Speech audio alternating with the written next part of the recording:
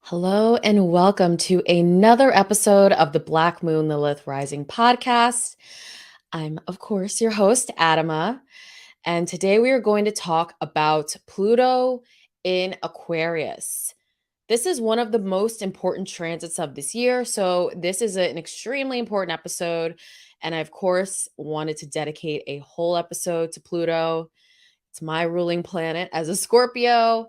I've learned to really integrate and love Pluto in my own life. And so during this broadcast, we're going to break down exactly what this transit means, how you can use it in your own life, what it means on a societal level, what it means on a historical, global level, a collective level. So this is going to be chock full of important information that you need to know for the next 20 years. That's right. This transit is about 20 years long. And the last time Pluto changed signs was back in 2008. We had Pluto move into Capricorn. So before I get started on this extremely rare and exciting transit, I have a few announcements. I invite you to join Black Moon Lilith Collective. There you can watch premium horoscopes. And I currently have a special going on. Just $20 off either your first month or the entire year if you are really a fan of Black Moon Lilith Rising. And also in the community, I do all of my by sign horoscopes, premium horoscopes, new moon, full moon horoscopes for the specific signs. And there you can access this type of content. So if you really love what you hear on this podcast episode about Pluto in Aquarius, and you want to know what can I expect for my zodiac sign? What can I expect for myself? I invite you to join the tribe, and there you can access my premium horoscope where I walk you through each of the 12 zodiac signs and what each can expect from this transit. So, this podcast episode is just a collective episode.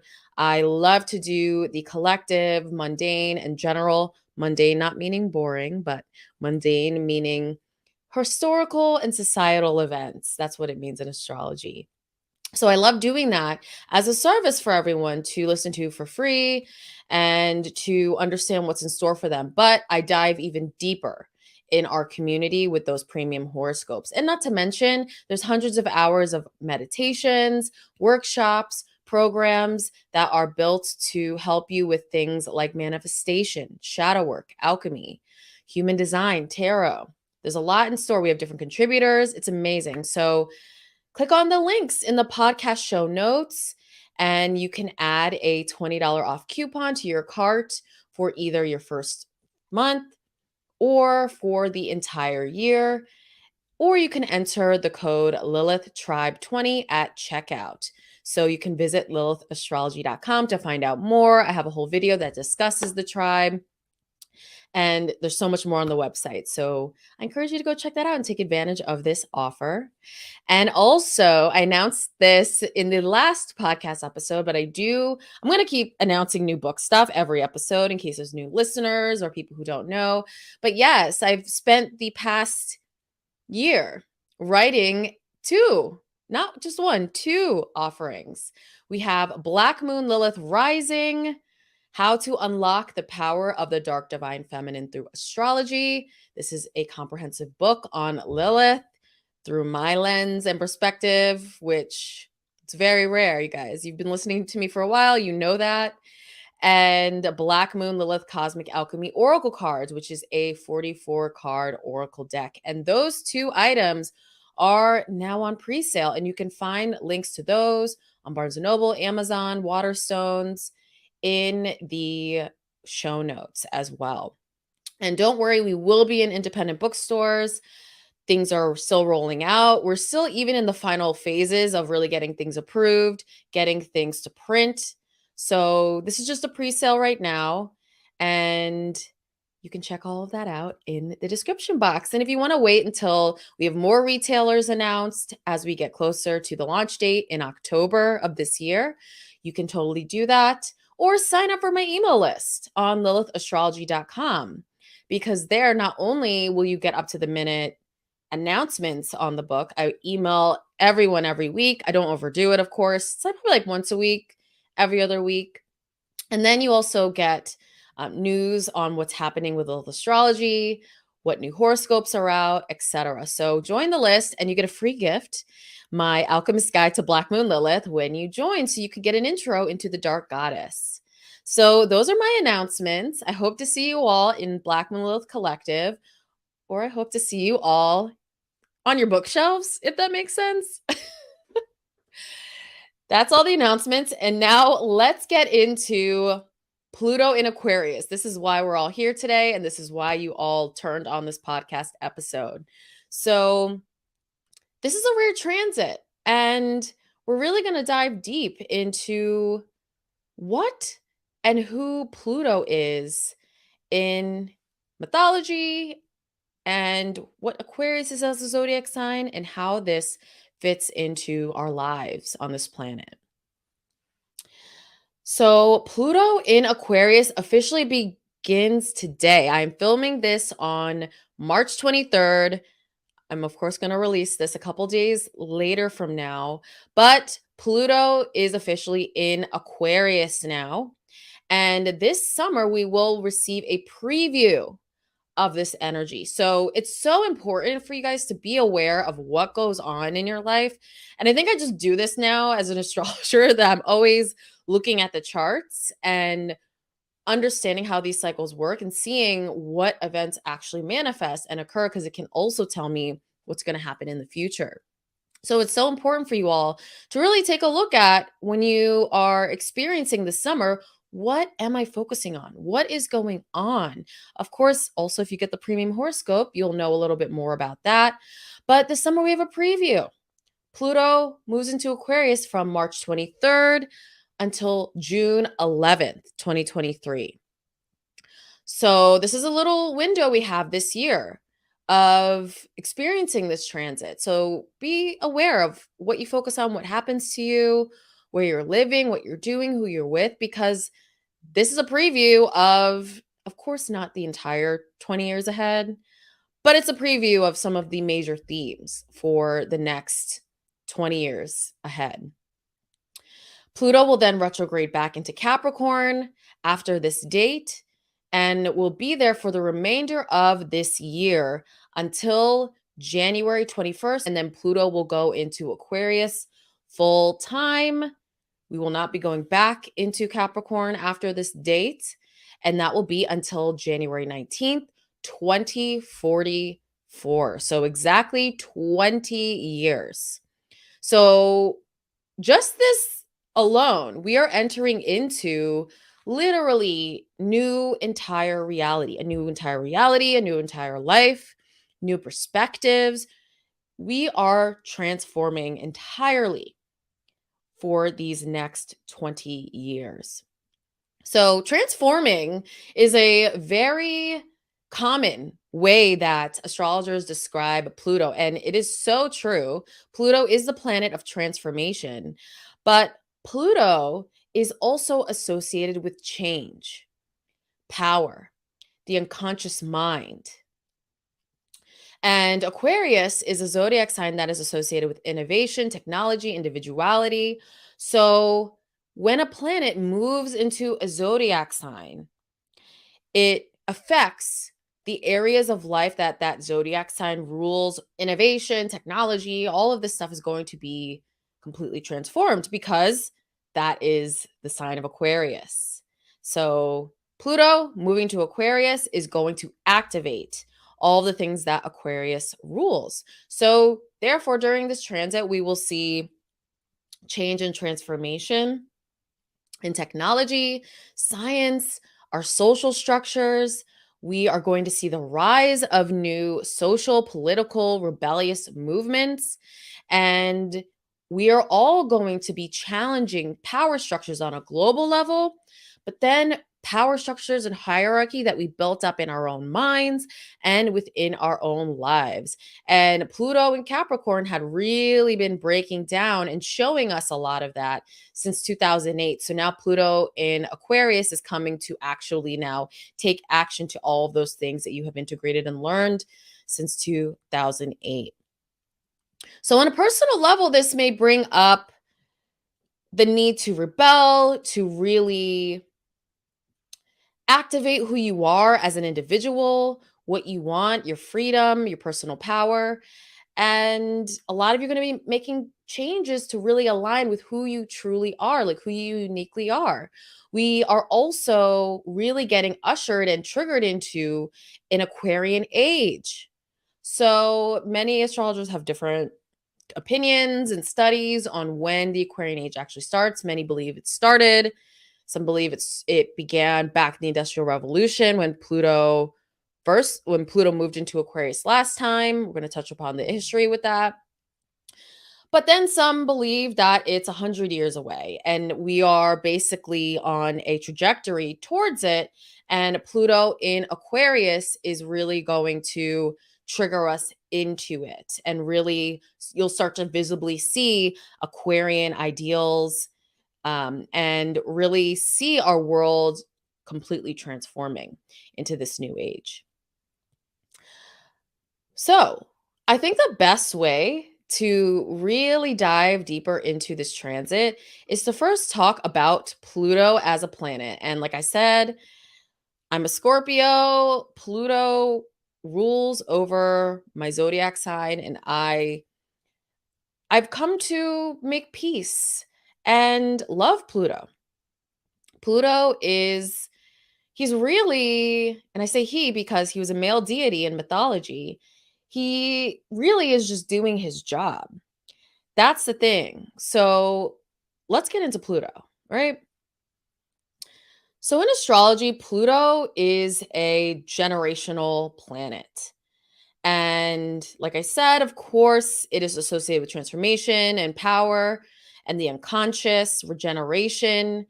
But it is actually one of the most intense and powerful planets, even though there's back and forth as to whether Pluto is even a planet. And Pluto in size is extremely tiny. Don't quote me on this, but I'm pretty sure Pluto is the smallest, besides comets, but they're not considered planets. It's the smallest dwarf planet, or however they want to classify it now at this point. It packs a punch. Like if you've ever been through a Pluto transit, any of the astro buffs listening right now, you know. Okay, like there's no, let's just even take 2020, okay? In January 2020, Saturn and Pluto formed a connection in Capricorn, okay? That's the pandemic, right? For lack of a better way to explain it, it just be straightforward. I'm not going to say it triggered the pandemic, but Pluto had his hand in that. So this is the power of Pluto.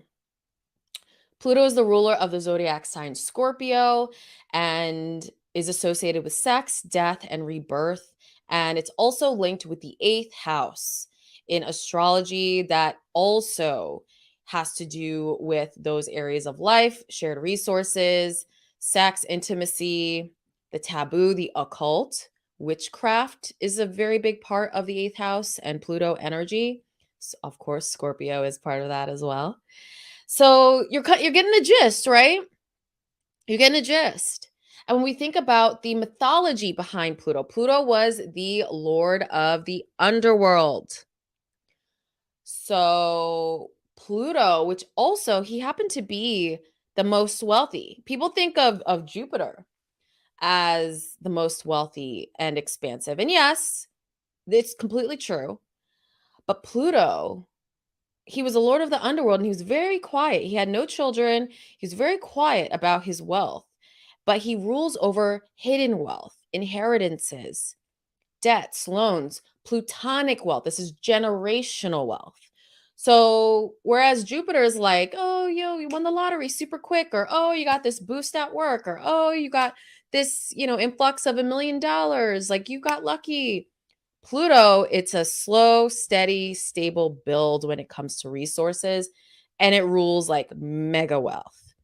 Because when you think about the underworld, there was all the gems and just hidden diamonds and stones and things that are hidden beneath the surface of the earth. Pluto rules over and had dominion of and owned. So this is why Pluto was the silent rich auntie, I guess you could say, of the planets. But Pluto was a male deity. But what's really interesting is Pluto does have some dark feminine energy. Pluto rules over Scorpio. It's a feminine water sign, a dark feminine water sign, regardless of gender. Pluto had dark feminine energy. And when we even take a look at other dark feminine figures like Kali Ma or Hecate, or we can even take a look at Lilith, they're very akin to the vibe of Pluto and what Pluto is all about: internal transformation, alchemy, change, destruction, um, sex, death, magic, the intuition, psychic ability. And I get chills just when I said that. So, so Pluto is associated with the theme of loss as well. We've got the Lord of the Underworld, ushering in the souls from above ground or from the living and into the dead. And it's not like with, people like to do fear tactics with some of these malefic planets and these deities. But Pluto, like I said, like Pluto's just doing his job. It's not like he was like, oh, I'm evil and everyone's going to burn in the underworld.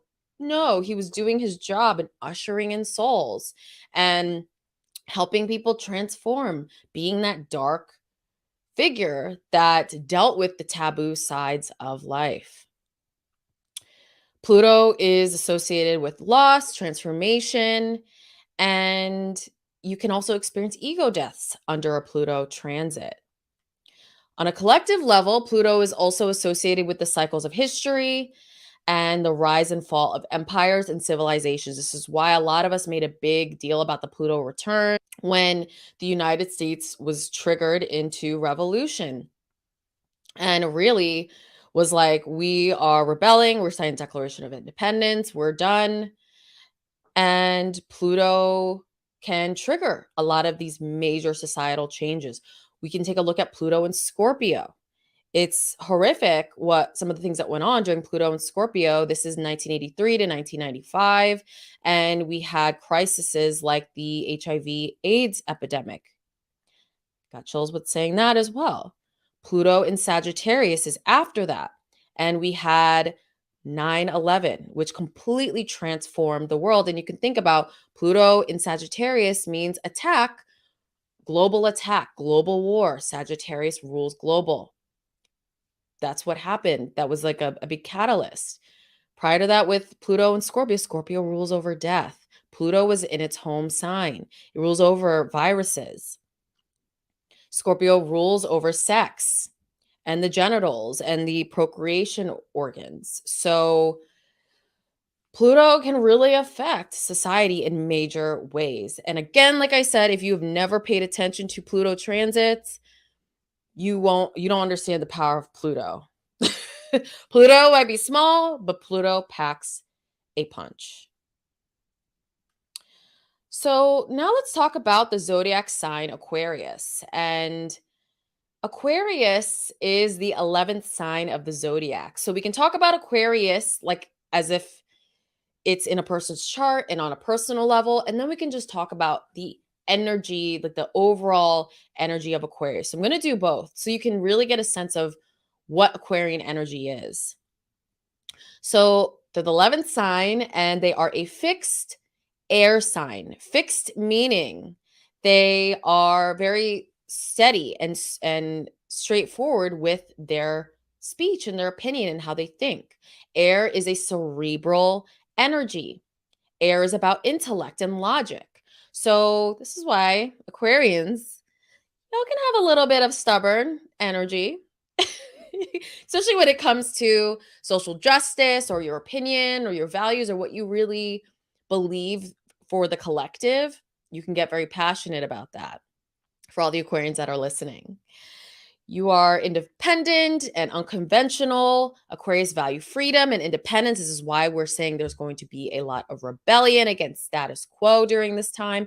And they often think outside the box and they're not afraid to do things their own way. Aquarius represents unique energy. It can represent black sheep energy where you don't quite fit in. But the reason why you don't fit in is because you're 20 years ahead of everyone else. So while everyone else is laughing at you, like, why are you doing that? In timeline 20 years from now, fast forward to, everyone is dressed and acting like you. This is Aquarius, right? I'm sure, again, these Aquarians that are listening are like, yeah, that's really interesting. They're often visionaries. You guys are visionaries. You're innovative. You're forward thinking, and you're always looking for new ways to change and approach life. Intelligence analysis is a big part of Aquarian energy. And now let's talk about on a collective level. Humanitarianism is a part of Aquarius energy. Aquarius rules over the collective, large groups, friends. This is why Aquarius are very social, depending on the whole chart. I always say that. But in its pure form, you're very social and detached, and you want to really have a large group of people, a large group of associates that you can contact, a lot of different connections that are not super deep, but they are essentially a network for you. That is where the comfort zone for Aquarius energy is. So this is why society now is going to go through a complete transformation because Aquarius rules over society, science, technology, innovation is a big part of Aquarius energy. So we are going to see changes in those areas, and you can already see this happening. Things like the internet. We literally have a complete transformation and destruction of tech, and we can see that. Our digital currency is going to go through a huge transformation. Our regular currency, because Pluto is going to be forming a square to Uranus, already have seen. We saw the banks, we saw the run on the bank, Silicon Valley. We are seeing just different changes with things like Bitcoin and crypto. Not only that, we are seeing protests globally, even in France. I'm going to mention France when we talk about historical events. I'm not going to say it's really interesting that it's happening right now. It's actually the astrology, but France, they were increasing the retirement age 2 years. There was rioting and strikes against it. There has been globally, there have been different protests in especially authoritarian regime situations. So we have Iran and Afghanistan. Even there are nations in South America that are protesting against certain restrictions and difficulties with the government. In Africa, there are protests as well. This is a global thing, but you can just take a look at the news. So we are going to see more and more of this rebellion against these old systems, these old ways of being that were set in during the Industrial Revolution that now need to change. It's not sustainable. We are also going to see things like the rise of AI. I think we are really going to see the way we engage with social media. It's very Aquarian, completely transform, and it's going to be more about the individual creators and really more freedom when it comes to the networks that we're on. We can see that with Twitter and what's going on there, TikTok, what's going on there, Facebook, Instagram, what's going on there. I don't need to explain even because I'm sure a lot of you are very tapped in and at least know that those institutions are changing. And we are going to see that really ramp up during Pluto and Aquarius, especially this 3 months this year, and especially as we enter into the new year next year. So, this is about innovation and change. So, we are really stepping into the new age, for lack of a better term. Like, we are stepping into a new age, and not to describe the spiritual community like new age does, but we are stepping into a new age. We're stepping into a more Aquarian age, a more egalitarian age, but things are going to have to break down and shift first. And that is going to be what this 20 years is all about. All right. So now let's get into some of the history behind this transit. So Pluto takes approximately 248 years to move through the entire zodiac. So this is why this is such a big deal and why Pluto really has an effect on society. And it takes around 12 to 30, 31 years. It depends on the zodiac sign to move through one sign. This time it's taking 20 to move through Aquarius. And historically, the last time Pluto was in Aquarius was from 1777 to 1797.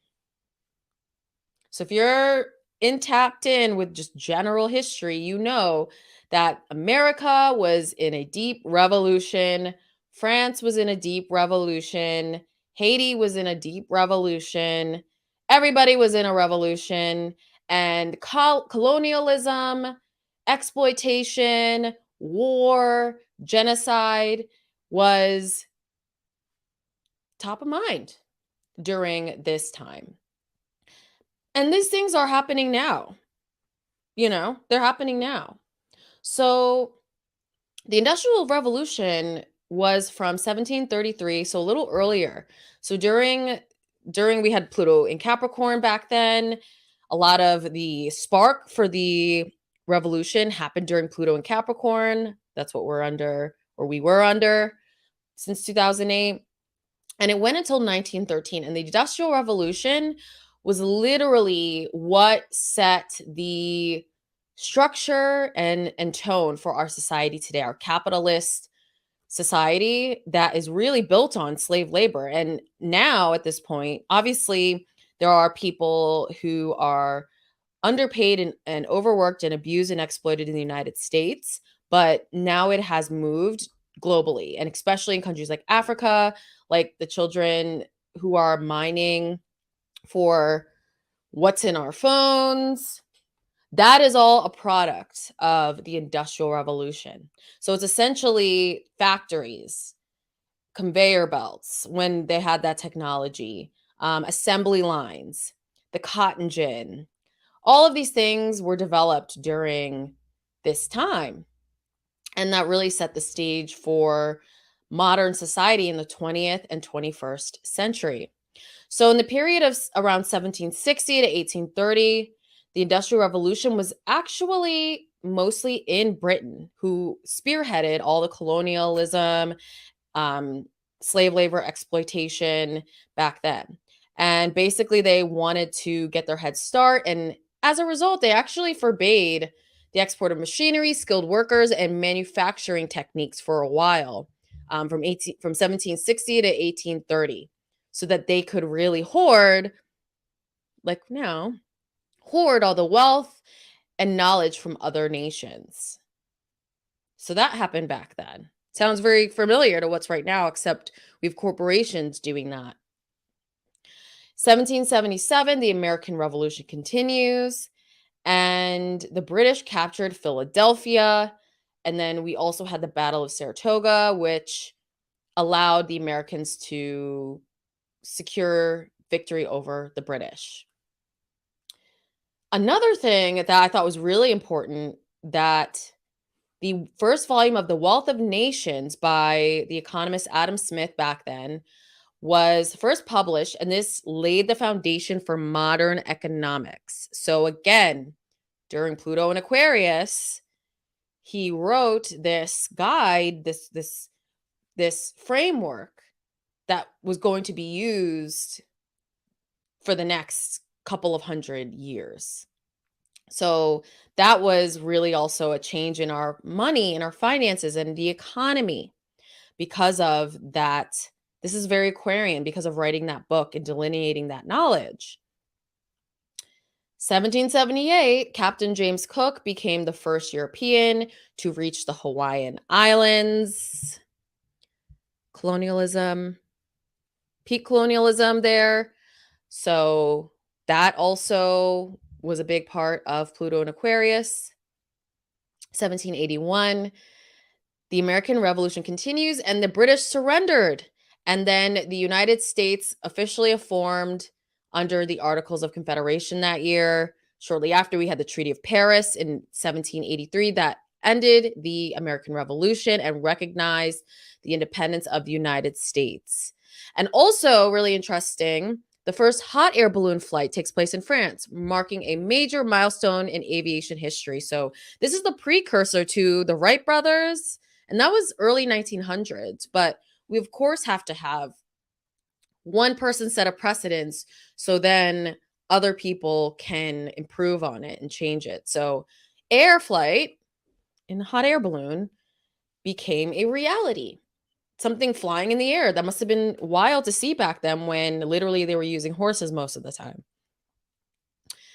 1787, the Constitutional Convention was held in Philadelphia, drafting of the United States Constitution.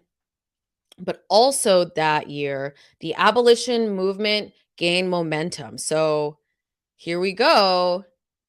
During Pluto and Aquarius, the abolitionist movement gained momentum. Pluto in Pisces is really when we start to see that ramp up, and obviously leading to the semi-freedom of enslaved people. It took a while for it to actually happen. But Pluto and Aquarius was that spark. So again, revolution against really patriarchal, oppressive systems. 1789, we have the French Revolution then beginning. So the American came to an end. Well, it resolved, but then we had the French Revolution in 1789, and that began with the storming of the Bastille in Paris. So this was a violent start. This was pure rebellion, and they had enough of the tyranny and the thoughtlessness of the monarchy that existed back then. They were tired of not receiving what they are worth. They were tired of they were going hungry. They didn't have any food. They weren't being taken care of by their government, and the government was hoarding all the wealth and all the money. Sounds familiar right now, right? Sounds familiar, but that happened in 1789. We have the Bill of Rights in 1791 that was added, guaranteeing freedom for some people if you were a white landowning man. So let's clarify that.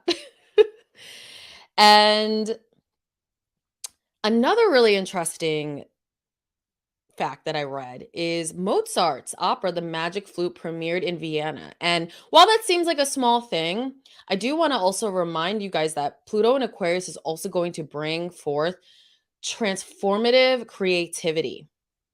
And we are also really going to see that in this 3 months because Black Moon Lilith is in Leo in opposition to Pluto.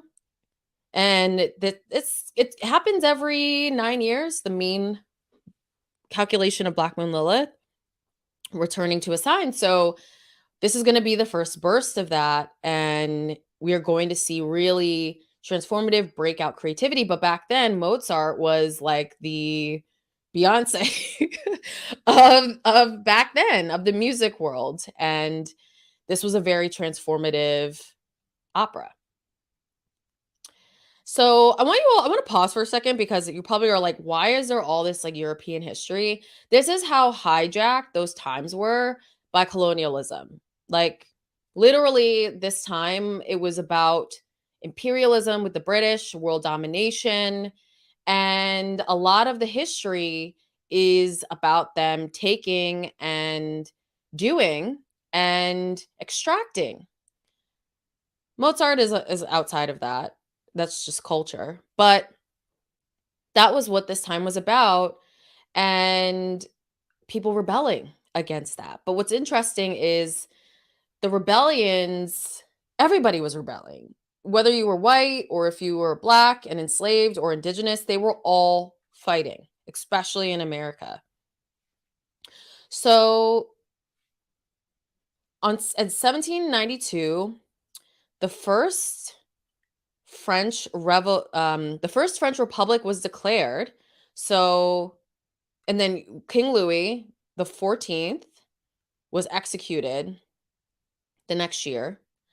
And then also, really, really interesting, the Haitian Revolution begins also in 1792 with the enslaved people rising up against their French colonial masters. Some say with the help of some voodoo, but they rose up and they won.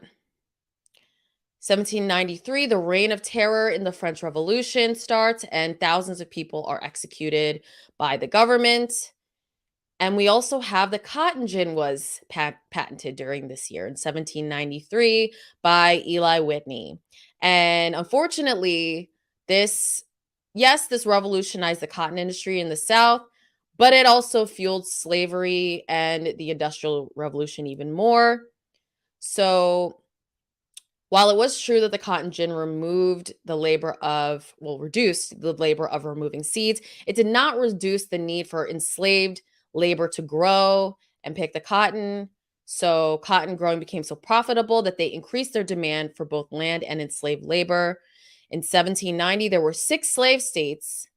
And then in 1860, there were 15. So this ramped it up. And 1790, Congress did ban from 1790 until Congress banned the slave trade from Africa in 1808, Southerners imported 80,000 Africans. And yeah, so this ramped up, this innovation, this technology ramped up the Industrial Revolution and more oppression and slavery. So, and then there was also it's a controversial patent because they say that he actually stole this from enslaved people and basically learned about it on a plantation. I won't get into that, but yeah, it's like these innovations back then, there was a mixed bag. Like it was affecting some people in a positive way, but others, it was oppressing them and enslaving them. All right. So as we round out the Pluto and Aquarius transit history, in 1796, the British evacuated their troops from India. So this is another territory that they colonized in their imperialism. And this marked the direct rule over the country in 1796. Obviously, there were struggles after that, like everywhere else that they took over. And in 1796, the first successful smallpox vaccine was developed by Edward Jenner. So this is a science innovation. And what's really interesting is he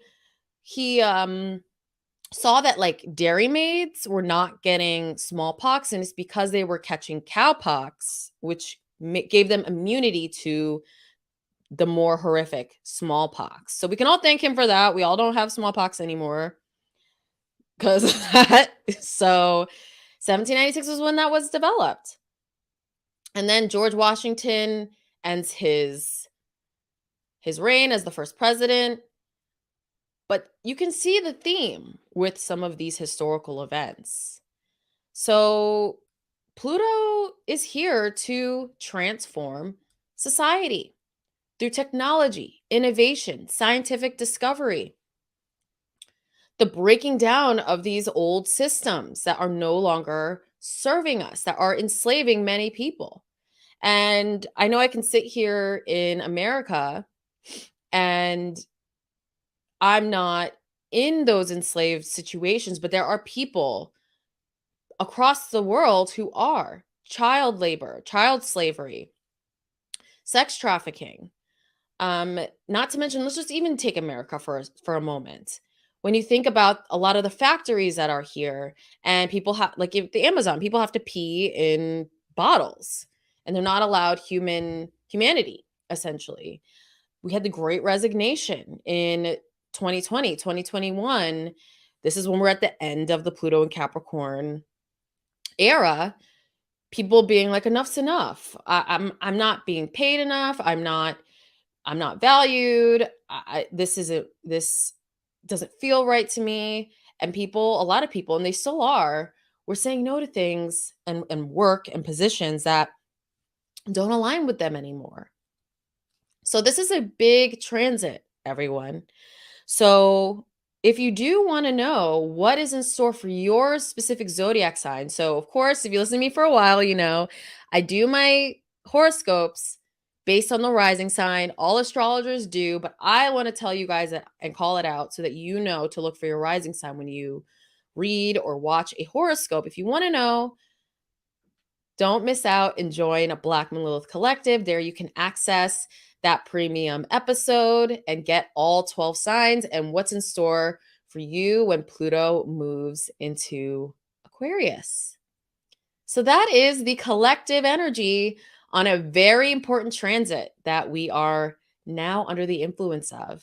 Thank you so much for listening, and I will see you